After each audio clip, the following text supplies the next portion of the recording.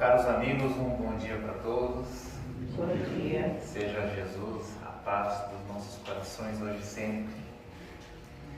Em primeiro lugar, eu não poderia deixar de agradecer o convite feito pela casa. A minha alma se emociona, a minha alma vibra de alegria.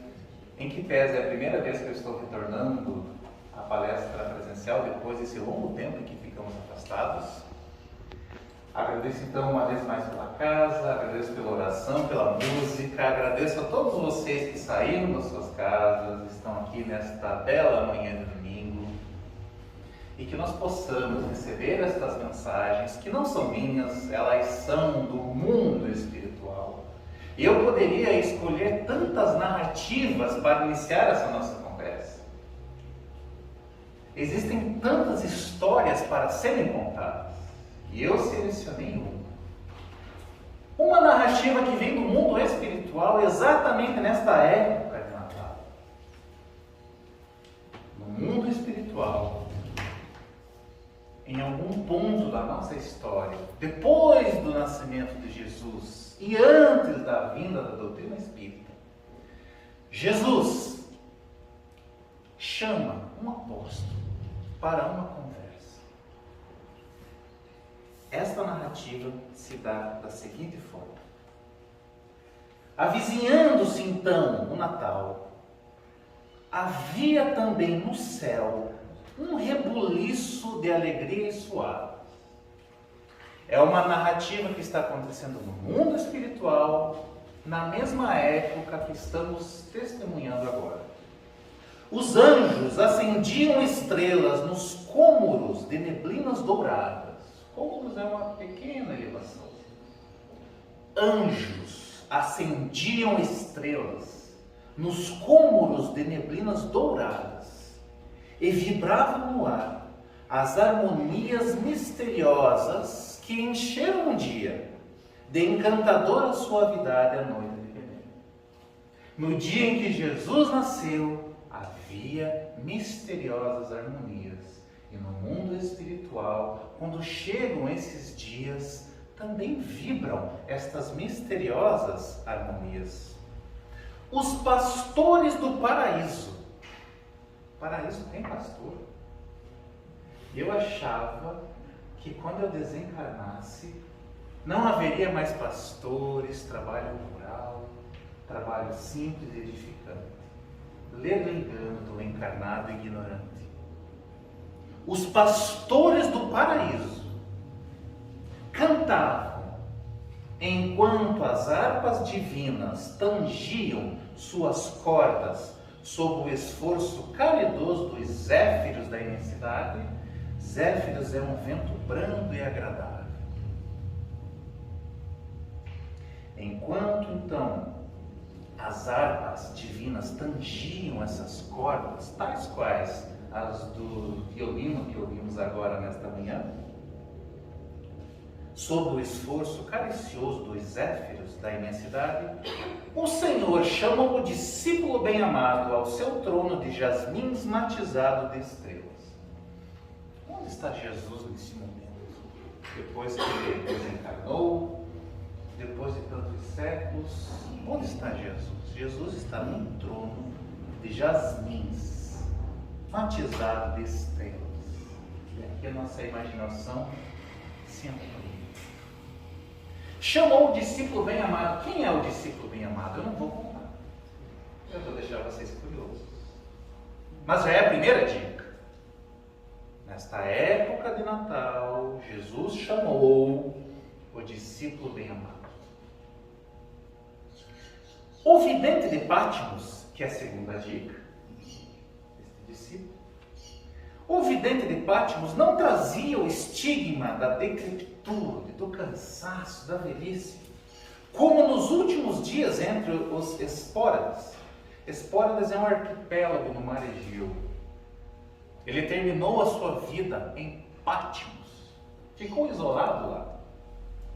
Na sua fisionomia pairava aquela mesma candura adolescente. Terceira dica. De quem é esse discípulo que nós estamos falando? Pairava aquela mesma candura adolescente. que caracterizava no princípio do apostolado. Nesta época de Natal, Jesus chama um discípulo para uma conversa. Alguém já descobriu qual discípulo é esse? Sim? Não? Estamos falando de João Evangelista, o discípulo bem amado, o vidente de... Por que vidente de Pátimos? Vidente porque ele escreveu o Apocalipse usando sua vidência. Pátimos porque foi o local onde ele foi isolado. Jesus diz para ele: João, lembras-te do meu aparecimento na terra? Estamos no Natal, Jesus nasce, e neste diálogo Jesus está perguntando para João: João, você lembra quando eu apareci na terra? Quando eu nasci? E João prontamente disse: recordo-me, Senhor. Foi no ano 749 da era romana.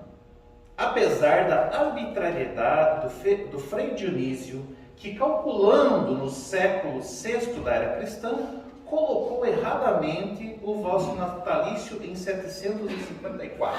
E aqui nós já temos um dado onde a data em que Jesus nasceu não é exatamente essa que nós aprendemos. Jesus não morreu exatamente com 33 anos. Mas não é esse caminho que eu vou tomar. Porque o tema da palestra de hoje é algo mais. Não é a cronologia que nos importa, não é este embate. Não é as questões da matéria que nós queremos ouvir nessa manhã. Eu, pelo menos, não quero ouvir isso. E parece que também não é preocupação de Jesus, porque ele diz assim: não, meu João, retornou docemente Jesus. Não é a questão cronológica que me importa. Esta questão cronológica não me interessa ao terguir sobre o passado. É que nessas suaves comemorações vem até mim o doce murmúrio das lembranças. Se alguém aqui tem dúvida onde está Jesus, o que ele está fazendo nessa hora, se ele está descansando, se ele está trabalhando, eu afirmo para vocês, nesta época que estamos vivendo, nos aproximando, que é o Natal, Jesus recebe o doce murmúrio das lembranças, as músicas, os pinheirinhos acesos, os presépios, as orações, tudo aquilo que fazemos chega até Jesus. Esses doces murmúrios. Aí João, opa, Jesus não quer falar de data e de cronologia. O mestre me chamou para falar do aspecto moral. Ah, mestre amado, retrucou o pressuroso discípulo, compreendo-vos. Falais da significação moral do acontecimento. Ah, se me lembro. Alguém aqui tem curiosidade de saber como estava a ambiência do momento em que Jesus nasceu? Humberto de Campos, no livro Crônicas Além do Túmulo, vai nos contar como estava esta ambiência.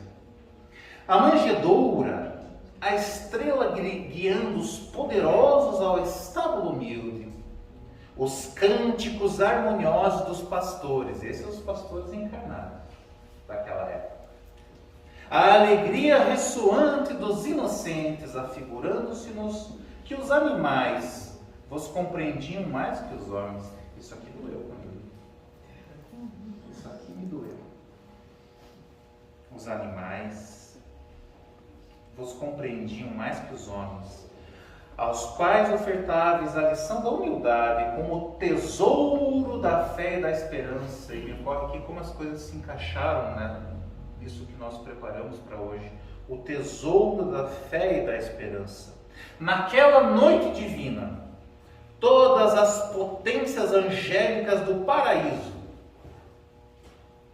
Se nós nos emocionamos com espíritos mais elevados do que nós, se a nossa alma vibra, se a minha pele se arrepia, eu fico imaginando a ambiência daquele local, com todas as potências angélicas.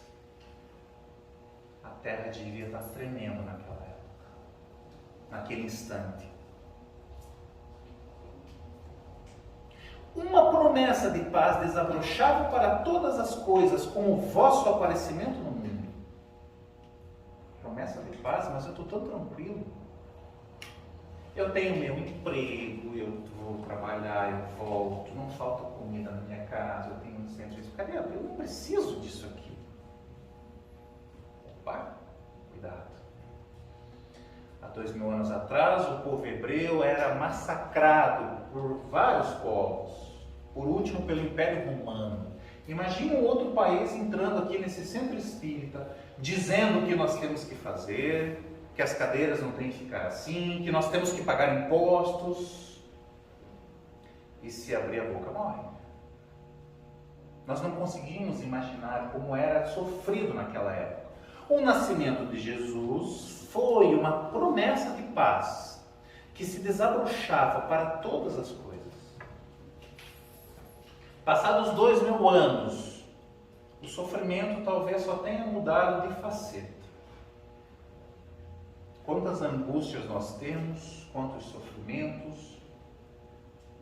Jesus, esta promessa de paz. Dir-se-ia, mestre, que as abelhas de ouro do paraíso, e no paraíso tem abelha. Tem animais no mundo espiritual? Tem. As abelhas de ouro do paraíso fabricaram naquela noite, de aromas e radiosidades indefiníveis, um mel divino no coração piedoso de Maria. Foi sem dúvida nenhuma uma noite extremamente especial. E João, então, recordando toda esta ambiência daquela noite especial, falando tudo isso para Jesus, Jesus prossegue nos seus questionamentos. Jesus diz assim: João, e por falar nos meus deveres, do trabalho que eu fiz na terra por 3 anos, como andam as coisas no mundo atinentes à minha doutrina? É Jesus chamando João para uma reunião de acompanhamento de processos, de acompanhamento de indicadores, uma reunião de trabalho. João, como estão as coisas do cristianismo na terra? E João diz: vão mal, sim. Vão muito mal. As coisas lá na terra não estão nada bem. Estão havendo arbitrariedades em teu nome, assassinatos em seu nome. E Jesus diz: mas não temos nenhuma esperança, João. E João diz: mestre, a coisa lá embaixo está complicada. Está extremamente difícil. As instituições se montaram num esquema tal, onde valorizam o ouro, o cargo, o poder, e às vezes até pronunciam o seu nome. Jesus diz: mas João, eu prometi ao mundo um consolador no tempo oportuno, porque nada se faz com pressa, sem planejamento, nada. Jesus diz: eu prometi ao mundo um consolador em tempo oportuno. Jesus prossegue: se os vivos nos traíram, meu discípulo bem-amado, se traficam com o objeto sagrado da nossa casa, profligando a fraternidade e o amor, vendendo lasquinha da cruz, vendendo perdão, cobrando, fazendo parênteses, cobrando por palestra, cobrando por passe, cobrando por água fortificada, esquecendo, dai de graça o que de graça recebestes. Se os vivos nos traíram, meu discípulo bem-amado, mandarei que os mortos falem na terra em meu nome. Esta é a ordem do Mestre. É Jesus dizendo para João: João, vai lá e implementa a doutrina espírita na terra. E por que eu trouxe essa história? Quando é que está acontecendo esta narrativa? É na Páscoa? É no Ano Novo? Não, é no Natal. Deste Natal em diante, meu João, descerrarás mais um fragmento dos véus misteriosos que cobrem a noite triste dos túmulos. Se alguém aqui acha que sabe tudo, lê do engano. Porque esse universo possui mistérios insondáveis. Nesse momento, Jesus ordena para João que desça mais um fragmento desses véus misteriosos, para que a verdade ressurja das mansões silenciosas das mortes. Meu Deus, meus amigos, e os mortos falaram, e os mortos fizeram as mesas girarem, as mesas colocaram a ciência de queixo caído e até hoje renunciam, meus amigos. Eis aqui a doutrina espírita que mostra um Jesus como um espírito que conduz esse nosso planeta com rédeas firmes. Quem é Jesus do ponto de vista da doutrina espírita? Vamos aqui contextualizar sobre a nossa perspectiva. Será que existe um engenheiro que tenha sido mais perfeito do que Jesus? Não. Porque Jesus construiu o nosso planeta com o poder do seu pensamento. Ele não precisa de mãos. É um espírito tão evoluído, atingiu os mais elevados níveis desta hierarquia celeste e ele simplesmente construiu o nosso planeta. Será que existe algum advogado que tenha superado Jesus? Não. Quantas defesas ele fez de uma maneira brilhante. Será que existe algum médico que tenha superado Jesus? Com certeza não. Jesus é o grandíssimo médico das almas. Não, mas Jesus não fez nenhuma cirurgia estética. Não fez. E quando ele pega a orelha do soldado, coloca no rosto e reconstrói sem anestesia, sem bisturi, sem nada. E alguém pode pensar assim, não, mas naquela época não tinha Uber. Jesus não é um motorista de Uber como muitos que temos aí. De novo, eu afirmo para vocês, de transporte Jesus entende. Um transporte que transporta montanhas. Ah, mas Jesus não entende de engenharia genética. Jesus coordenou do mundo espiritual a construção, o projeto do nosso corpo orgânico. No livro Os Mensageiros de André Luiz relata. Os cientistas do mundo espiritual, com um mapa genético do nosso corpo, eles estão ali estudando, analisando, fazendo isso de maneira aleatória? Não. Sobre o comando de Jesus. É por isso que Jesus é tão importante para nós, ele é modelo, ele é guia, não só nesse aspecto racional, mas no aspecto sentimental, no aspecto amoroso. Se nós fôssemos para um outro país, desconhecido, a casa aqui convida todos nós para irmos para o Afeganistão. É um convite quase que obrigatório. Porque a reencarnação, ela é necessária. Ela é obrigatória nesse nosso momento. Então, vamos imaginar que somos obrigados a ir para o Afeganistão. Vocês gostariam de ir com guia ou sem guia? Eu prefiro ir com guia. Com guia é muito mais seguro. Jesus é modelo e guia para esta nossa jornada reencarnatória. Viver seguindo seus passos é muito mais seguro, é muito mais tranquilo. Então, pensando em todos esses aspectos de Jesus, que vamos combinar, não foi nem um sato diante de todo o complexo que tem para se falar de Jesus.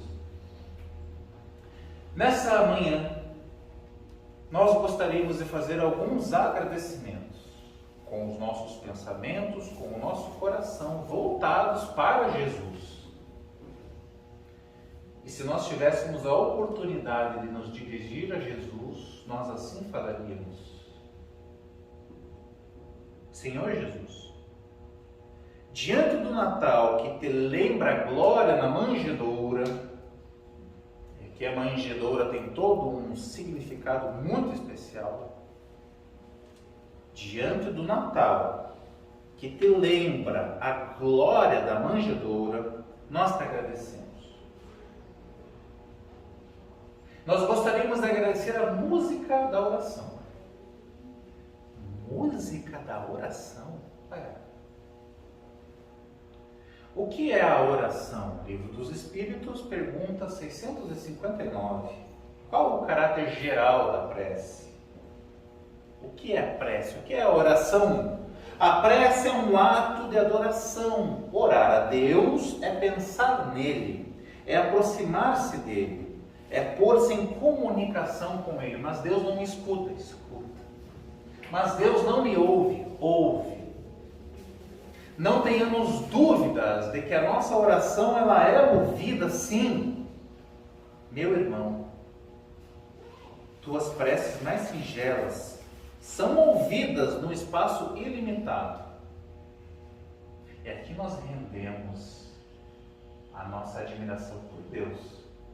Como que pode a minha oração ser ouvida num espaço ilimitado? Eu não consigo imaginar isso.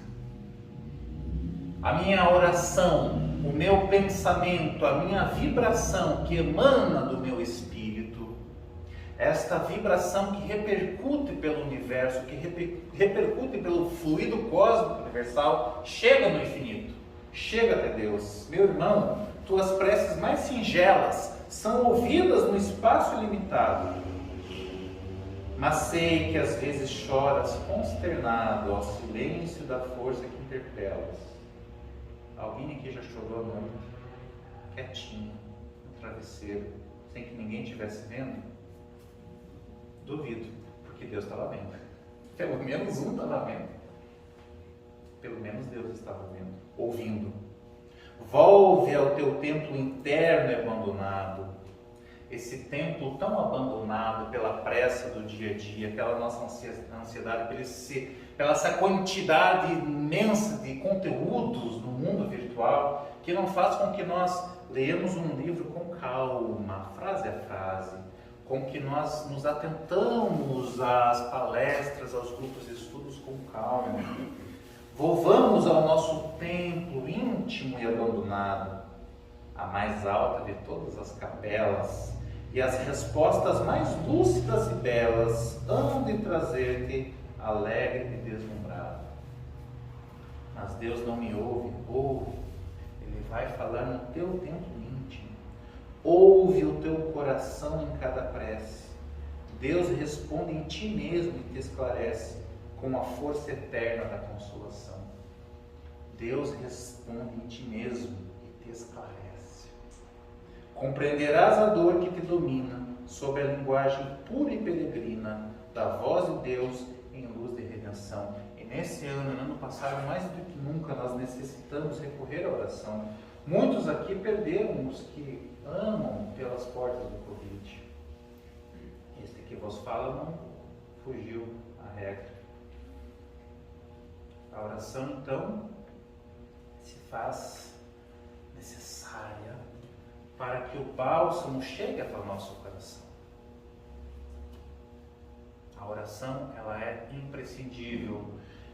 E nada nos impede para que nós oremos. Nada, absolutamente nada. Joana de Ângeles vai nos dizer isso. Não é falta de tempo, enfim, nada nos impede para que nós oremos. Nós gostaríamos de agradecer, então, a música da oração. E por que música da oração? Ora, nós ouvimos aqui uma música. Qual é a definição formal ou informal de música? Música é o conjunto de sons e silêncios. Silêncio é música? É. Silêncio também é oração. Eu achei isso muito bonito. É claro que estes agradecimentos não são meus. Eu coletei-os de um livro que eu não vou comentar qual é, comento daqui a pouco. Então, nós gostaríamos de agradecer a música da oração. Nós gostaríamos de agradecer também o regozijo da fé. Regozijo, essa sensação de júbilo, de prazer. E será que a fé nos dá essa sensação de júbilo, de prazer, de extrema satisfação? A fé raciocinada, sim, eu asseguro. Kardec assegura, os benfeitores espirituais asseguram. Não esta fé que nós estamos acostumados a compreender e entender. Fé no seu sentido legítimo, fé que do hebraico é emuná, do latim fides, que significa confiança. Fé significa confiança. Eu confio que Jesus construiu esse planeta. Eu confio que esse planeta não vai sair da sua órbita e colidir com outro. Eu confio que esta é a melhor reencarnação para eu estar aqui experimentando as diversas experiências que a vida pode me proporcionar. Porque se fosse para eu nascer em outro país, eu teria nascido, isso eu asseguro. Se fosse para nascer em outra família, eu teria nascido, com certeza. Nós temos os melhores pais, os melhores irmãos, os melhores avós, os melhores tios, que Deus poderia nos ter proporcionado para o nosso aprimoramento enquanto espíritos imortais. Isto é fé, é confiança. Por mais que aquele cunhado teste a minha paciência, por mais que a minha mãe me diga não, por mais que eu não ganhe determinadas coisas, isto é musculatura espiritual que nós desenvolvemos para seguir nas nossas provas, nos nossos testes. Família perfeita só em Comercial de Magalinha. Tenhamos a fé, a confiança de que tudo está no seu devido lugar, inclusive o coronavírus, por mais difícil que seja. Nós acreditarmos, Divaldo Pereira Franco, 2 anos atrás, disse na conferência, que nós não tenhamos medo do coronavírus. Ele será explicado no momento oportuno. Por ora, mantenhamos a fé. A chama consome a cera da vela. Esta cera da vela precisa ser consumida para manter a chama acesa. Assim é a fé. Ela precisa ser trabalhada, ela precisa ser pensada, raciocinada, para que ela nos traga paz. Joana de Ângeles vai nos dizer que alimentar a fé, assim como a cera alimenta a chama, alimentar a fé para a própria paz é indeclinável dever que não podemos postergar. Nós estamos postergando algumas coisas nas nossas vidas, com certeza, não tenho dúvida alguma. Não podemos postergar este alimento pela fé raciocinada. É o que estamos fazendo aqui. Discutindo um Jesus não do ponto de vista místico, filosófico, mas do ponto de vista concreto e racional. Nós então agradecemos Jesus pela música da oração, pelo regozijo da fé. Nós agradecemos a Jesus a mensagem de amor. Se nós pudéssemos resumir o que Jesus veio nos trazer com o seu Natal, resumiríamos numa única palavra: amor. Ponto. Você pode ainda não amar como deve. Todos nós que estamos aqui não conseguimos amar os outros da forma como deveríamos. Porque amor é uma construção, ninguém acorda num dia amando. O amor é construção, é necessário construir o amor. E o amor é o mais elevado dos sentimentos.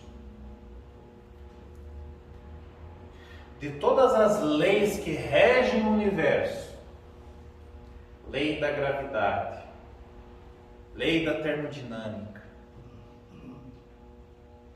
todas as leis que regem o universo, as mecânicas e as morais, todas elas convergem para uma única lei chamada lei de amor.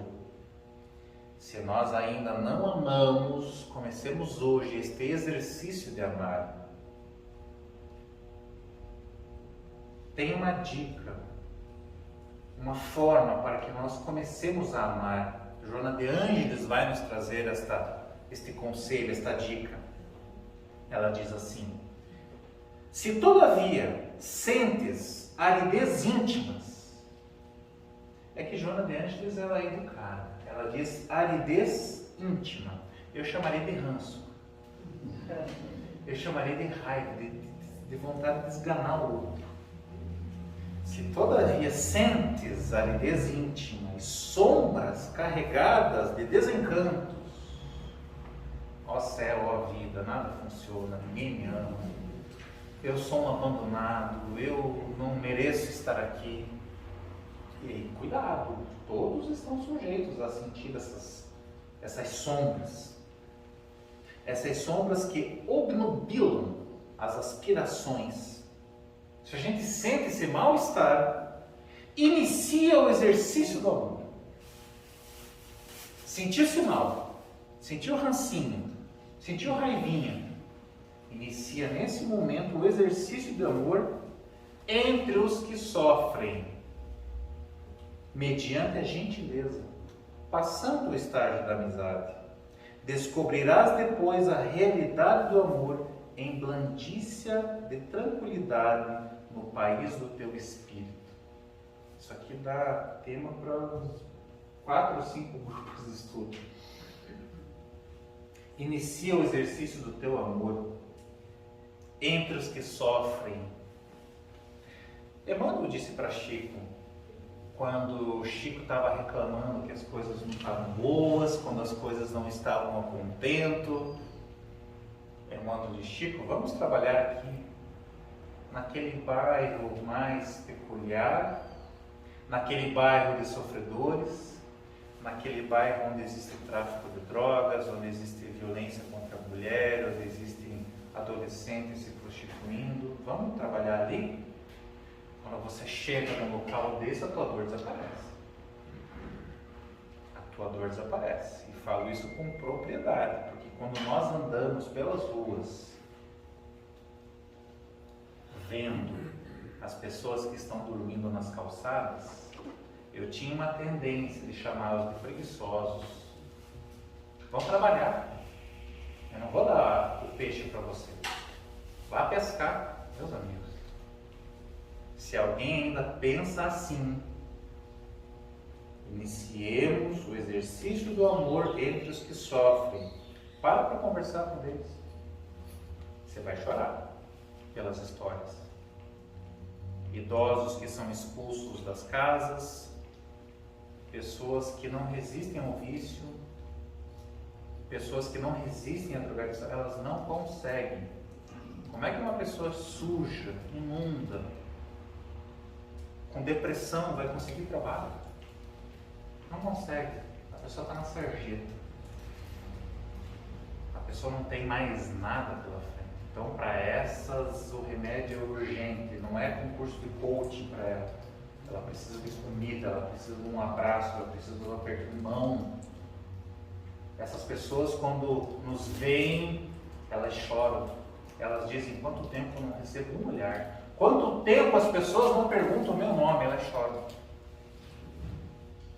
E eu, como espírito embrutecido, achava que elas eram preguiçosas. Estou usando preguiçoso para... Estamos numa casa espírita, né? Para não usar outras palavras. Olhemos a vida por outro ângulo, por outro viés. Isto nos trará paz ao país do nosso espírito. Nós agradecemos a música da oração, o regozijo da fé, a mensagem de amor. E agora nós gostaríamos de agradecer a alegria do lar. Meu Deus! Como Jesus nos ensinou a importância do lar, o lar, a família que está tão deturpada. Casa todo mundo tem. Lar é uma construção. É um esforço diário de a gente ignorar aquela louça suja, ignorar aquela toalha. Não ignorar para que a coisa não fique uma bagunça, mas falar com carinho, falar com amorosidade, para que nós tenhamos um lar. Nós agradecemos, meu Deus, eu fico... Quando eu deito na minha cama, depois de um trabalho assistencial, eu demoro para dormir. Porque eu estou interagindo com o morador de rua por 1 hora, 2 horas.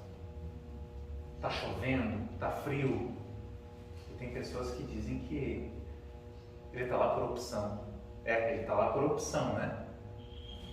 Sofrendo todos os riscos de crime, de ser baleado, de ser esfaqueado, de ser vilanteado. Ele adora estar ali, né? Ele adora.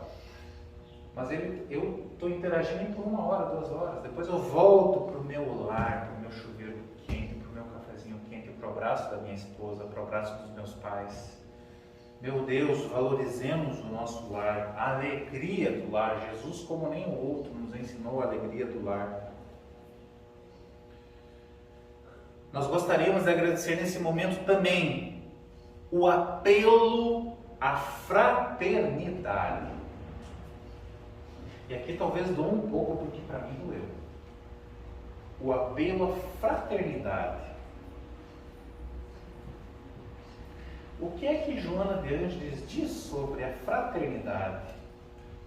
Joana de Ângeles vai nos dizer que nós temos que ter um olhar diferenciado para aqueles que estão encarcerados. No livro Convites da Vida, escrito por ela através das mãos abençoadas de Divaldo Pereira Franco, ela vai nos pedir, ou ela vai nos dizer que a fraternidade é um convite que a vida nos faz. A vida nos faz vários convites. A vida nos convida à oração, à fé, ao amor e à fraternidade. A fraternidade é uma abençoada oportunidade de progredir.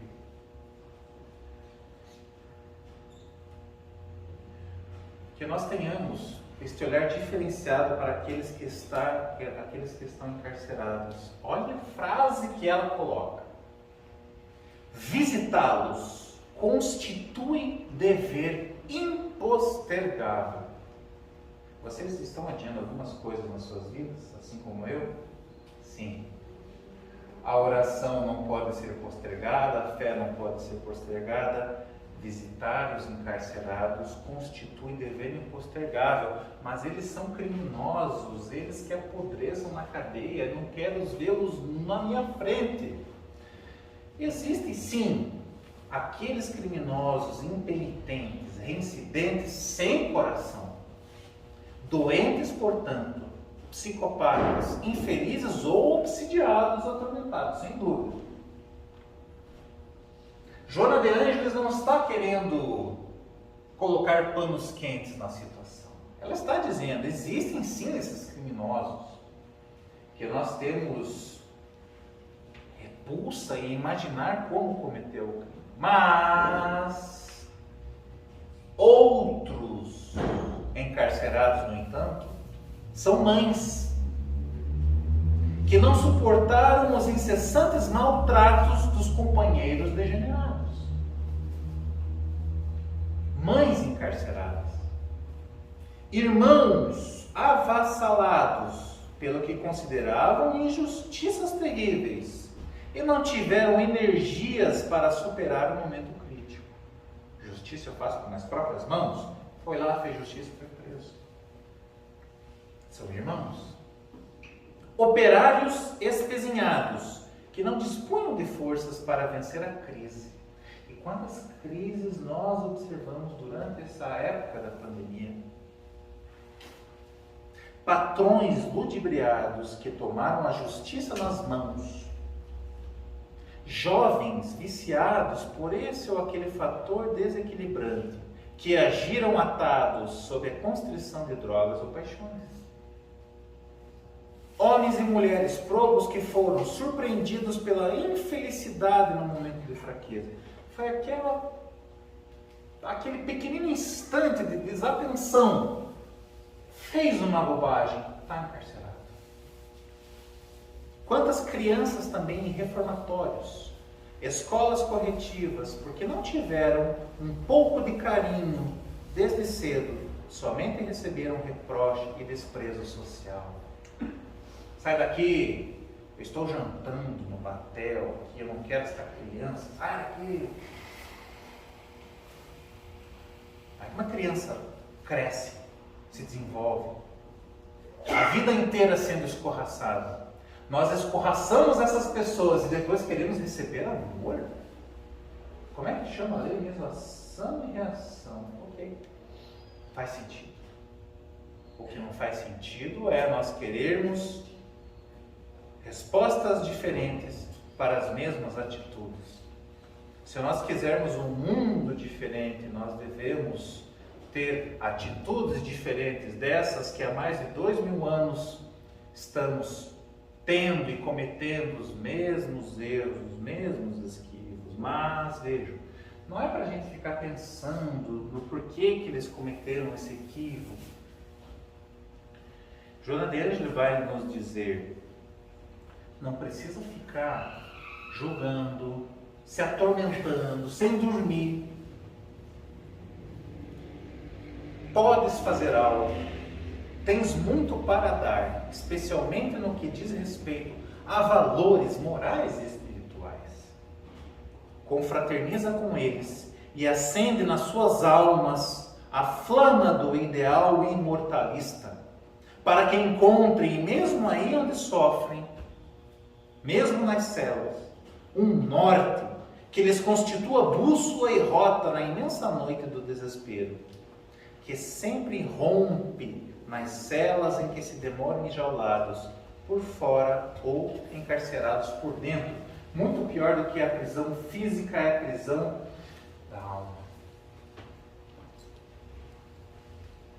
Nós agradecemos então este apelo de Jesus à fraternidade. Temos aqui um outro conceito também que nos ajuda a agradecer o apelo à fraternidade, que é o conceito que é uma lei, a reencarnação.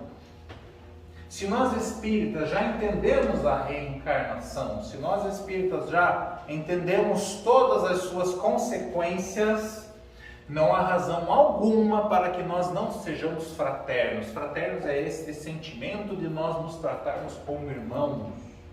Porque se hoje eu sou chefe, amanhã eu sou office boy. Se hoje eu sou presidente, amanhã eu estou limpando o banheiro. Nada contra isso. Nenhum é mais importante, nem outro é menos importante. Quando eu estiver lá em cima, que eu lembre e respeite aquele que estiver lá embaixo, e vice-versa, se eu estiver aqui embaixo, que eu não me revolte contra aqueles que estão lá em cima. Porque na vida tudo é aprendizado. Se hoje nós somos vidro, amanhã nós somos pedra e vice-versa. Cuidado. A reencarnação, então, nos amplia a visão para que nós agradeçamos este apelo de Jesus à fraternidade. Nós gostaríamos de agradecer também o júbilo da esperança. Meus amigos, sem esperança, nada se faz.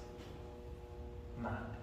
Não há perspectivas de vocês terem vindo aqui, não há perspectivas de vocês saírem dessa casa espírita, voltarem para suas famílias, sem a esperança de voltar e dar um beijo naquele que vocês amam, de segunda-feira voltar ao trabalho, que na semana seja uma semana construtiva, para que nós construamos um mundo melhor, porque eu sei que Jesus está nas rédeas desse mundo, esse mundo vai ser melhor. Esperança, só que não vai ser agora. Espera. Faz a tua parte. Deus vai fazer a dele. Ou vocês acham que Deus está de férias em Cancún, num resort, numa sauna? Não. Deus sempre trabalhou e sempre vai trabalhar. Nós que nos acostumamos com o sofá, como estávamos dizendo aqui antes da nossa conversa. A esperança. Se você perdeu alguém pelo Covid, e aqui eu faço um adendo, parabéns à casa que eu trabalho, aos enlutados, tenha a certeza de que ele não morreu, que morreu no máximo, o que desagregou-se foi a matéria do corpo. E eu falo isso com uma certeza, com uma convicção que ninguém me tira, que eu vi, testemunhei.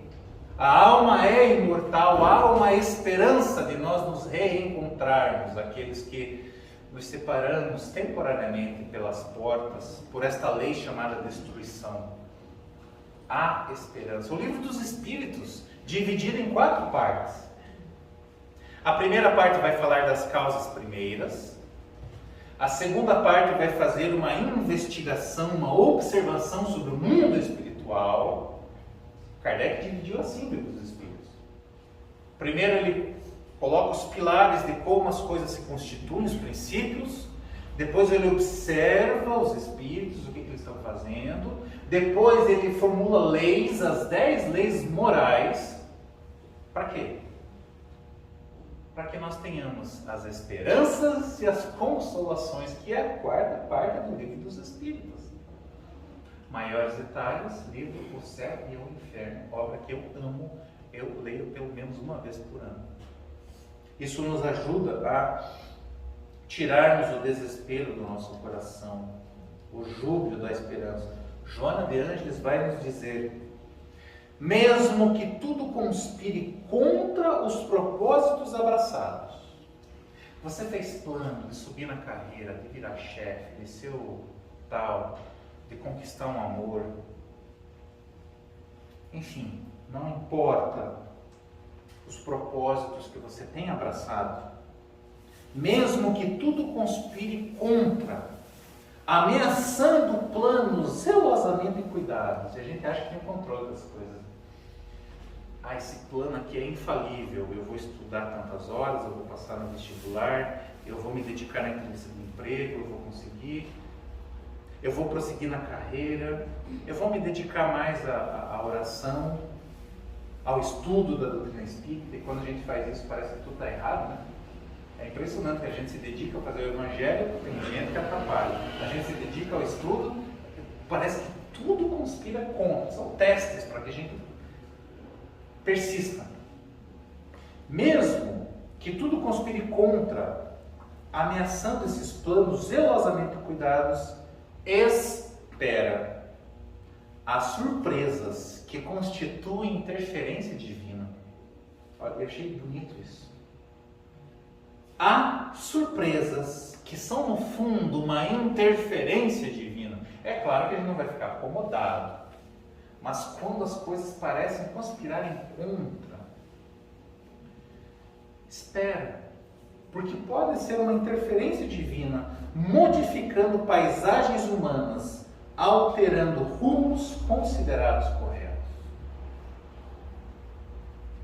É claro que a gente não vai deixar de estudar, de prosseguir, de fazer oração, mas às vezes eu tomo um determinado rumo na minha vida, um determinado rumo profissional. Às vezes na minha família acontecem determinadas circunstâncias que eu acho que não deveria ter acontecido. Espera, porque isso pode ser uma interferência divina.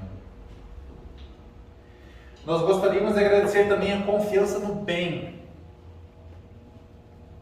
Jesus nos deu esta confiança no bem. Joana de Ângeles vai nos pedir, ou ela vai nos dizer que o bem esparze misericórdia pela estrada por onde segues. Esparze misericórdias, estendendo socorro geral. O socorro não é só para aquele que você gosta. O socorro não é só para aquele que pensa do mesmo modo como você, que torce pelo mesmo time ou que votou no mesmo partido político. O socorro, ele é geral. O bem simultaneamente esclarece e consola, para que a semente do bem que consigas plantar numa vida se transforme em leva feliz pelo futuro afora. Todo o bem que nós fazemos é uma semente que uma hora vai brotar, que uma hora vai florescer. O bem que fizeres em qualquer circunstância será teu advogado em toda parte. Irmão, por Chico. Nós gostaríamos de agradecer a Jesus pelo tesouro da paz. Joana de Ângeles vai nos dizer que é muito fácil conquistar a paz. Basta, não ambiciones em demasia. Não tenhamos grandes ambições. E assim nós conquistamos a paz. Eu quero morar numa cobertura do papel. Se você não tiver condições e tiver esse tipo de ambição, você nunca terá paz. Não ambiciones em demasia. Corrijamos os ângulos de observação da vida. Foi o que eu falei sobre os moradores de rua. Olhemos a vida por outros ângulos. Que nós possamos amar e perdoar. Que nós nos entreguemos às mãos de Deus. E a gente não confia em Deus, eu falo por mim. É só da boca para fora. Esse mesmo Deus que cuida das aves dos céus e dos lírios do campo, nós não nos entregamos a Ele, nós nos revoltamos. Seja feita a vossa vontade, desde que essa vontade seja minha também. Na oração do Pai Nosso a gente repete de uma maneira mecânica e nós não analisamos. Nós não paramos para pensar na oração do Pai Nosso. Nós gostaríamos de agradecer também a palavra da Boa Nova, meus amigos. Joana de Ângeles, a taxativa. Não há outra alternativa. Seguir Jesus ou atormentar-se. Eu gostaria de dar para vocês, trazer aqui várias alternativas, mas não há outra. Seguir Jesus ou atormentar-se. Nós vamos ter aqui vários momentos para aprender o que Jesus nos trouxe. Não é nessa palestra. Essa palestra começa hoje, mas vai seguir por um bom tempo. E nós gostaríamos de agradecer também a confiança no futuro. Estes são os agradecimentos. E claro que eu não os tirei da minha cabeça. Esses agradecimentos são de Emmanuel. Emmanuel, que na época do Natal faz, neste livro, Antologia Mediúnica do Natal, esta conversa com Jesus. Senhor Jesus, diante do Natal que te lembra a glória na manjedoura, nós te agradecemos a música da oração, o regozijo da fé, a mensagem de amor, a alegria do lar, ao apelo à fraternidade, o júbilo da esperança, a bênção do trabalho, a confiança no bem, o tesouro de tua paz, a palavra da boa nova e a confiança no futuro. Entretanto, e pena que o tempo nos oprime. No entanto, ó Divino Mestre, de corações voltados para o teu coração, nesse momento, nesse exato momento onde Jesus está recebendo as harmonias misteriosas do Natal, e no livro Coração no Mundo, Padre do Evangelho, Jesus vai dizer que a terra do cruzeiro está diretamente ligada ao seu coração. É um livro extraordinário. Jesus diz que o nosso país, que não foi descoberto ao acaso, obviamente, está ligado diretamente ao seu coração. De corações voltados para o teu coração, nós te suplicamos algo mais, que é o tema da... Agora sim a gente vai começar o tema da palestra. Algo mais. Concede-nos, Senhor, o dom inefável da humildade. Você não decorou nada, se você não se lembrar de nada, porque são inúmeras coisas a agradecer, não se esqueça que nesta manhã de domingo, véspera de Natal, nós estamos pedindo para Jesus o dom da humildade. Humildade vem de humus, vem de terra, vem de solo. Ninguém constrói uma jornada evolutiva, uma jornada espiritual, sem ter a humildade por base. Aquele que cresce com orgulho, uma hora cai e o tombo é feio. Dói. O orgulho dói. Se achar melhor que o outro. Não, mas eu moro no Batel e sou melhor do que quem mora no Rebouças. Eu tenho prioridade na fila, eu tenho direito a xingar o atendente da companhia aérea, eu tenho direito a xingar o caixa porque está demorado, porque eu sou melhor. O orgulho nos destrói. Eu sou melhor porque eu tenho poder, porque eu tenho cargo, porque eu tenho mais dinheiro. Aí vem o túmulo e ó, nivela lá, o orgulho dói.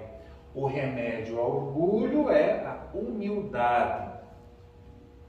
Nós estamos pedindo para Jesus, nesse momento que estamos aqui reunidos em seu nome, 2 ou mais. Alguém que dúvida que Jesus está presente aqui nesse momento? Se alguém aqui tem dúvida, nós estamos com alguma questão de fé raciocinada, de entendimento. Jesus nos disse que quando 2 ou mais estiverem reunidos em seu nome, lá ele estaria presente. Então ele está aqui, nesse momento. Mestre amado, nós que somos falíveis, criaturas pequenas, que temos errado por tanto tempo, concede-nos o dom inefável da humildade. Da humildade. E para que humildade? Para eu postar no Instagram que eu sou humilde? Para eu postar no Facebook? Para eu dar uma de falso humilde? Não, porque a humildade é curiosa, né? Porque quando você diz que é humilde, você já deixou de ser, né? Para quê? Emmanuel vai nos dar a resposta. Mestre amado, nós te pedimos este algo a mais, o dom da humildade, para que tenhamos a precisa coragem de seguir-te os exemplos. Seguir os exemplos de Jesus. É para isso que nós precisamos de humildade, para seguir todos os exemplos de Jesus. E nós ganhamos quando entramos na entrada da casa espírita. Um exemplo de humildade. Onde o menino pergunta: minha mãe, por que Jesus, cheio de amor e grandeza, preferiu nascer no mundo, nos caminhos da pobreza? Esse ser que está num trono de jasmins e estrelas matizantes, um ser que não precisaria reencarnar, por que ele preferiu nascer no mundo, nos caminhos da pobreza? Por que não veio até nós entre flores e alegrias, num berço todo enfeitado de sedas e pedrarias? Acredito, meu filhinho, que o mestre da caridade mostrou em tudo e por tudo a luminosa humildade. Isso aqui não foi coincidência. Nós não combinamos isso. Às vezes penso também nos trabalhos deste mundo que a manjedoura revela ensino bem mais profundo. E a pobre mãe de olhos fixos, na luz do céu que sorria, conclui com sentimento em terna melancolia. Por certo, Jesus ficou nas palhas sem proteção, por não lhe abrirmos na terra as portas do coração. Meus amigos, que nós possamos abrir as portas do coração para Jesus nesse Natal, que nós saibamos reconhecer a grandiosidade de Jesus, que nós possamos fazer com que a manjedoura nasça no nosso coração, na nossa alma, e nos encaminhando para as últimas palavras. Nos encaminhando para as últimas palavras. Nós gostaríamos de dizer que não nos aflijamos com os tormentos do mundo. Nessa época, nem todos conseguem sentir a alegria que está presente nesse local. Na nossa cidade, no nosso mundo, não nos aflijamos, porque as aflições estão presentes no mundo. Mas que nós possamos, com todos esses agradecimentos, com a ferramenta da oração, entrarmos em sintonia com as entidades angélicas que se fazem presentes, e nós possamos construir um mundo cada vez melhor. Se nós podemos fazer providenciar tantas alegrias, se nesse momento há tanta magia, não tenho dúvidas que se a gente quisesse, a gente poderia fazer Natal todos os dias. Meus amigos, muito obrigado. obrigado pelo convite, muito obrigado por terem me ouvido. Meu agradecimento à casa. Fiquem bem, fiquem em paz. Tenham todos um excelente Natal, um ótimo 2022, cheio de muito estudo, muita paz e principalmente muito amor. Muito obrigado, bom dia para